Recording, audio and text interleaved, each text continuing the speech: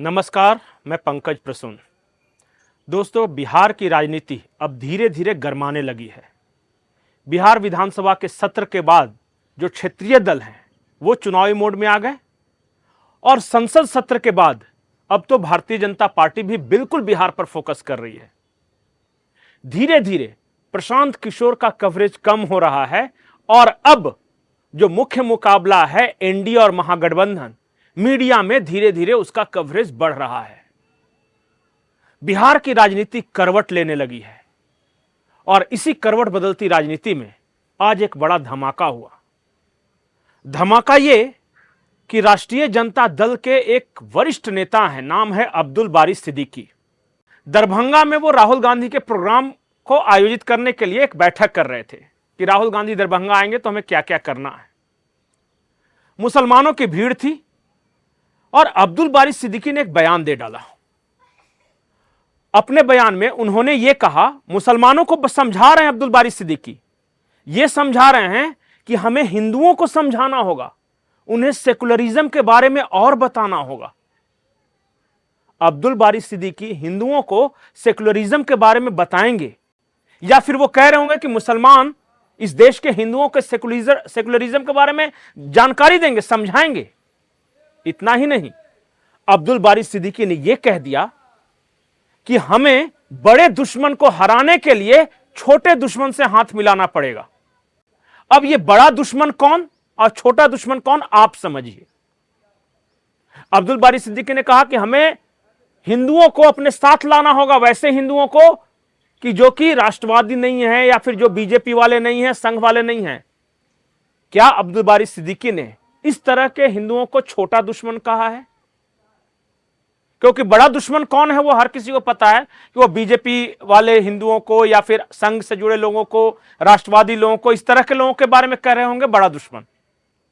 लेकिन सवाल यह है कि छोटा दुश्मन कौन? सबसे पहले अब्दुल बारी सिद्दीकी का बयान सुन लीजिए। ये इनको इन सारी चीजों का कोई मलाल नहीं। आने वाला भविष्य राहुल गांधी, बिहार का हमारा नेता लालू यादव का तेजस्वी यादव, जिसने इस पेज को समझा और इसके लिए बहुत मजबूती से लड़ाई लड़ने का कसम खाया और लड़ाई लड़ रहा है, तो हम कहेंगे हमेशा जो काम अच्छा है, जो काम आपके लिए है, आपके हक हुकूक के लिए है, उसको आप समझिए कि ये लड़ाई राहुल गांधी और तेजस्वी की नहीं, बल्कि इन सब मोहल्ला के जो लोग बैठे हैं, ये लड़ाई की। अब आपकी मसलेहतन हम कहते हैं कि जब बड़ा दुश्मन को हराना है तो छोटा दुश्मन को दोस्त बनाना पड़ता है, छोटा दुश्मन से दोस्ती करना पड़ता है। हमारा दुश्मन नहीं है। अब अब्दुल बारी सिद्दीकी के बयान पे हंगामा मच गया। आरजेडी वाले, कांग्रेस वाले या जो भी तमाम खुद को जो सेकुलर हिंदू कहते हैं, वो ये बात करने लगे कि छोटा दुश्मन तो हमें ही कहा। तो क्या अगर बीजेपी, संघ ये सब हट जाए तो बाद में मुसलमानों के निशाने पर ये सेकुलर हिंदू नहीं आएंगे? इसी बैठक के दौरान एक और शब्द निकला अब्दुल बारी सिद्दीकी के जुबान से। अब्दुल बारी सिद्दीकी ने कहा कि पहले यह देश कांग्रेस का गुलाम रहा करता था। कांग्रेस का गुलाम। कांग्रेस आरजेडी की सहयोगी पार्टी है। तेजस्वी यादव और राहुल गांधी एक साथ यात्रा निकाल रहे हैं और अब्दुल बारी सिद्दीकी कह रहे हैं कि पहले यह देश कांग्रेस का गुलाम था, अब कांग्रेसियों को सफाई देते नहीं बन पड़ रहा। हालांकि बाद में अब्दुल बारी सिद्दीकी ने सफाई देते हुए कहा कि उन्होंने कांग्रेस नहीं कहा था, अंग्रेजों का गुलाम कहा था। लेकिन जुबान से निकला हुआ तीर अपना काम कर गया। अब अब्दुल बारी सिद्दीकी मीडिया में सफाइयां देते घूम रहे हैं। अब्दुल बारी सिद्दीकी के बयान पर भारतीय जनता पार्टी का रिएक्शन आया है। नीरज कुमार हैं बिहार भारतीय जनता पार्टी के प्रवक्ता, उन्होंने क्या कुछ कहा वो सुन लेते हैं। अब्दुल बारी सिद्दीकी जी, आपको भारत के हिंदुओं को सेकुलरिज्म सिखाने की जरूरत नहीं। इस देश के हिंदू के खून में सेकुलरिज्म है, धर्मनिरपेक्षता है, तभी 40 करोड़ मुसलमान यहाँ सुरक्षित इस देश में हैं और अपने हिसाब से भाईचारे के साथ जीते हैं। आप नफरत का बीज बोने का काम नहीं करें चुनाव नजदीक देख करके। अब नफरत की राजनीति नहीं चलेगी। अब इस देश में चलता है सबका साथ, सबका विकास, चाहे वो हिंदू हो, मुस्लिम हो, सिख हो, ईसाई हो। मोदी जी की सभी योजनाएं सबके लिए मिलती है और सभी लाभान्वित होते हैं। ये हिंदू मुस्लिम का जो आप जहर बोना चाह रहे हैं समाज में, अब इससे कोई लाभ नहीं होने वाला। और बड़ा स्पष्ट रहिए, सेकुलरिज्म सीखने की जरूरत देश के हिंदुओं को आपसे नहीं है। बात सिर्फ अब्दुल बारी सिद्दीकी की नहीं है।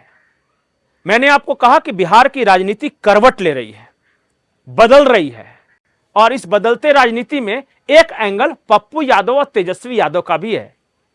आपने सुना होगा कि तेजस्वी यादव या लालू यादव कन्हैया कुमार और पप्पू यादव को पसंद नहीं करते। पप्पू यादव को इसलिए पसंद नहीं करते क्योंकि लालू खानदान को यह पसंद नहीं कि कोई दूसरा यादव चेहरा जनता के बीच में उठकर लोकप्रिय हो जाए, क्योंकि यादवों के नेता तो यही लालू परिवार ही रहना चाहता है। कन्हैया कुमार को इसलिए नहीं पसंद करते कि लालू परिवार यह नहीं चाहता कि कोई नौजवान और बीजेपी के खिलाफ लड़ते हुए बिहार में दिखे। वो प्रेरोगेटिव तो सिर्फ तेजस्वी यादव को मिलना चाहिए। लेकिन बिहार की राजनीति ने आज करवट लिया। राहुल गांधी की यात्रा के दौरान पहले तो तेजस्वी यादव और पप्पू यादव ये दोनों एक दूसरे से बातें करते दिखे, हंस रहे थे, हाथ मिला रहे थे।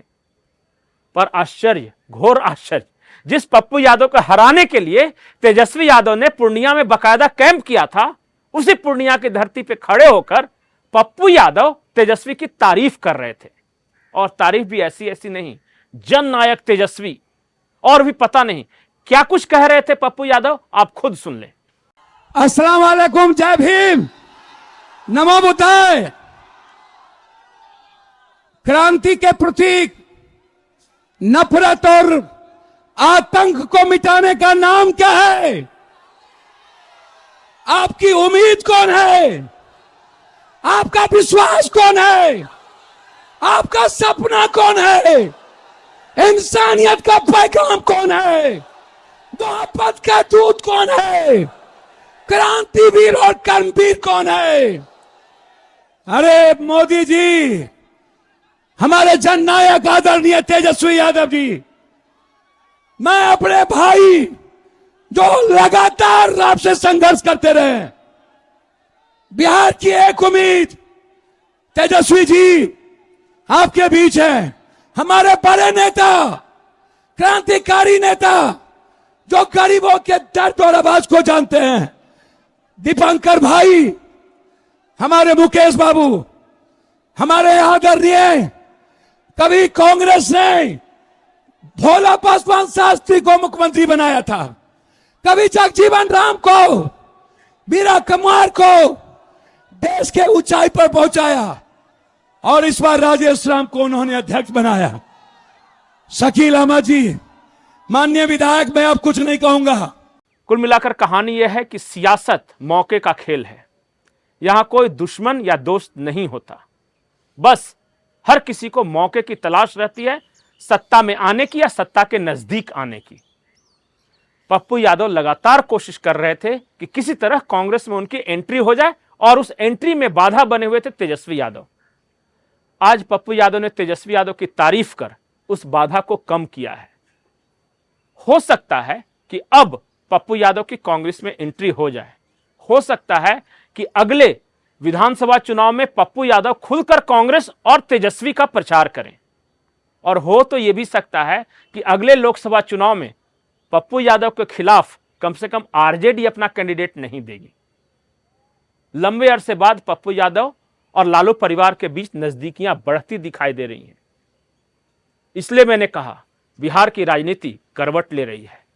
इस करवट लेती राजनीति में एक तरफ अब्दुल बारी सिद्दीकी हैं जो माहौल खराब कर रहे हैं, और एक तरफ पप्पू और तेजस्वी हैं जो आपस में हाथ मिला रहे हैं। आपको क्या लगता है, बिहार में क्या होगा अगले विधानसभा चुनाव में? कौन जीतेगा, कौन हारेगा? कमेंट सेक्शन में जरूर लिखें। नमस्कार।